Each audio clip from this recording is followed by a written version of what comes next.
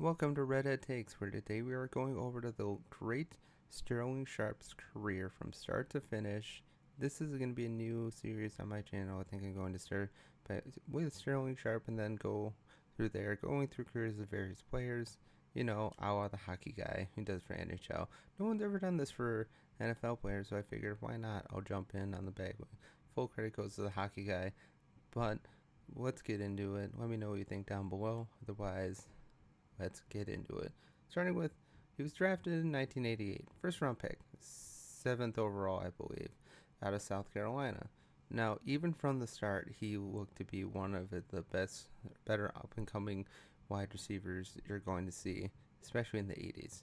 Just right about where the league was starting to become more pass heavy. It's still not as pass heavy as it is today, but it's still definitely going in that trajectory. Starting with 16, he started all 16 games, had 55 receptions, 791 yards, 14.4 yards per reception, one touchdown for 51 yards, and it was a nice bobbling over the shoulder catch against the Detroit Lions. And he had a yards per game of 49.4, pretty good, especially in this era. And even today, with those kind of numbers today, you would still see like, oh, that's a good rookie wide receiver. He has a future. He's just only going to get better. And sure enough, he did.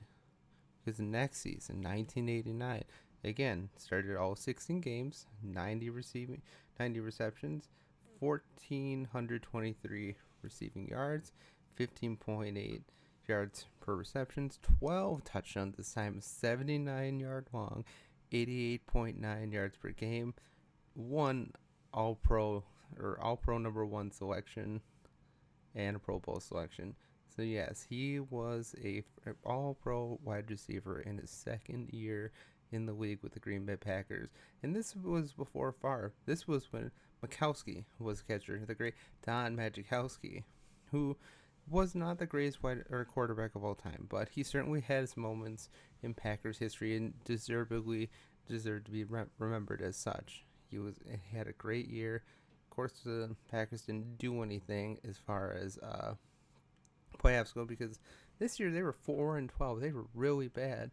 So for him to put up these numbers when your team is as bad, just imagine when they get better and better, what his stats will look like in the future.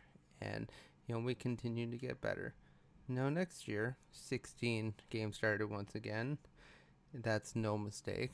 67 receptions, 1,105 yards, not as much as the year before.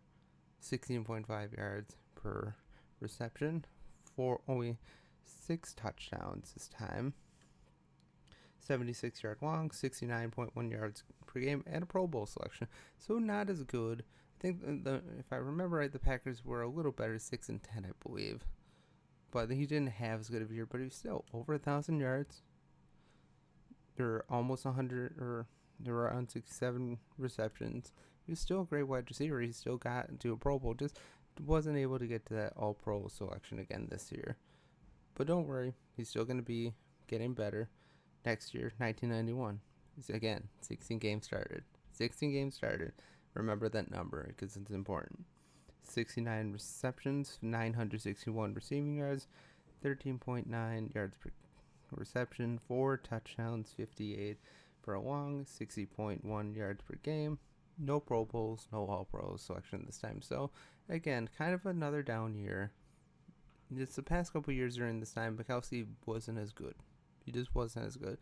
And that just goes to show how the Packers quarterbacks were during this era. Between Bart Starr and Brett Favre, there was no shortage of quarterbacks for the Packers.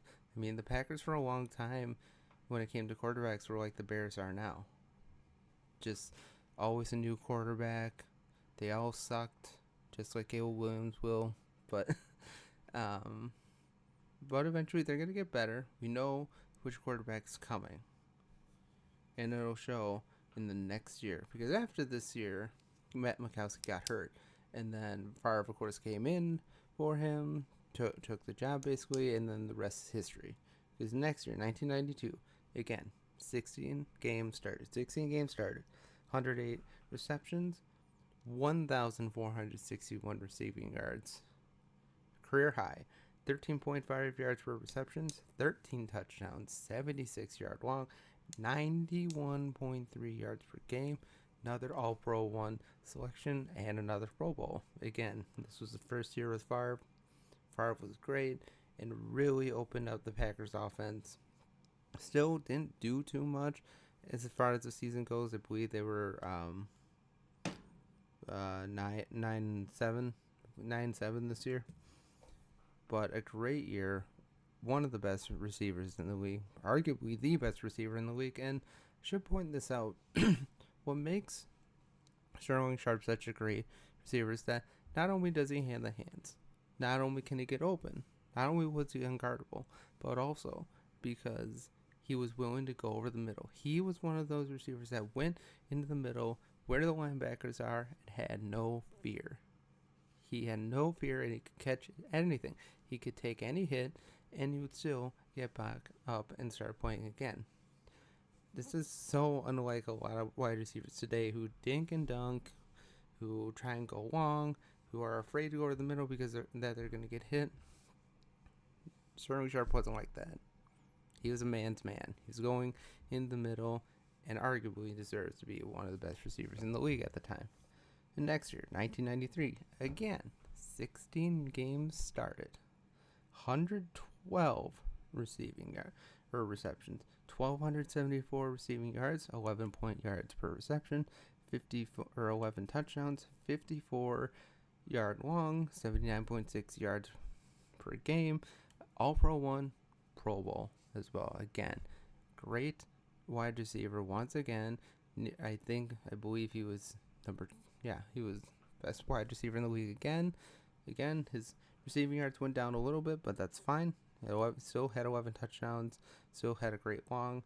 And again, he's just can do anything. He can literally do anything. And never had any injuries. And I should point out that in 1992, he had 108 receiving yards, broke the single season reception record. Next year, 112 receiving yards. Again, broke the single season reception record. Now, of course, Michael Thomas has since surpassed that and gone to 149 receptions. But again, it's more games. This was during less game season. It was you were actually able to hit your opponents, and arguably it's just a better era of football, to be honest. So, still put Sterling Sharpe above Michael Thomas, even though Michael Thomas had the best season, one of the best wide receiver seasons ever. If you were going to ask me which wide receiver I would take, it's hands down Sterling Sharpe, no doubt. And then we get to his last year. Unfortunately, it's the last year in the league, 1994. But it may have been one of his best yet because, again, 16 games started. Receptions were down 94. Still a little more efficient. With the receptions, 1,119 receiving yards, 11.9 yards per reception, 18 touchdowns in the season, which is still the third best all time for most touchdowns in a season for a receiver. It was great. 49-yard long, 69.6 yards per carry. No All-Pro 1 selection. I'm guessing he probably got jobbed. And that should have been All-Pro 1 again. But he still made the Pro Bowl. And then, sadly, he had a catastrophic neck injury. Forced him out of the NFL. Never played again. But when it's all said and done, he had over 8,000 receiving yards. He had over 50 touchdowns in his career. He was a great receiver throughout his career. And again, the number I'd like to point out, 16 games started every year he played. 112 games started in his career. He started every game until he got injured. He's just, you don't see that number any day or today. Even then, for a receiver to start every game is a monumental achievement, and it's something that just doesn't get talked about enough. Something that should be remembered for Sterling Sharpe is that he was durable. He was great. He was unguardable. He could catch anything. He made the most difficult catches look easily. He was a prototypical build out of South Carolina. And even hearing about from his own brother, Shannon Sharpe, at his Hall of Fame induction ceremony, that he wasn't even the best in his own family. His brother Sterling was. And watching that, you should definitely, if you are looking for something fun, something inspirational to watch Shannon Sharpe's Hall of Fame induction ceremony. It's really touching and sweet. Hear him talk about his brother like that. It's great because Sterling Sharpe truly was great and should be remembered as and he should be in the Hall of Fame. Again, I may have made this point before. If Devin Hester can be in the Hall of Fame just for returning kicks, then Sterling Sharpe belongs in the Hall of Fame for being an every down player. Because unlike Devin Hester, he played every down. He was able to be a good receiver. He wasn't just abrogated to the kick return duties. He was a great wide receiver in his day, should be remembered as such, and he will get into the Hall of Fame one day. Basically, if you compare the numbers with him and Calvin Johnson, Sterling Sharpe is a Calvin Johnson of his day. He was great and had a lot of production in a short amount of time, but injuries caught up and his career was shortened. But just imagine Sterling Sharpe had another 2 years. If he played another 2 years, he'd be over 10,000 yards. If he had another 2 years, he probably had close to 70 to 80 touchdowns. And better yet, he would have that Super Bowl ring, which he never got because the Packers weren't ready to compete. Next year, after this, of course, they went on to, I think they were 12-4. And then the next year, 1996, they were 13-3, and they won the Super Bowl. And the rest, they say, is history. But Sterling Sharpe is a great wide receiver. I hope you enjoyed the video. Let me know what you think down in the comments below. Let me know in the comments which player I should talk about next. I'm always looking for suggestions. Again, I'd like to point out that I am the ultimate decision maker, but I like to hear from my community. I want people to let me know what they think, what I should do next. Let's just make a whole big community about this because we're all football fans at the end of the day, and it should be fun to talk about.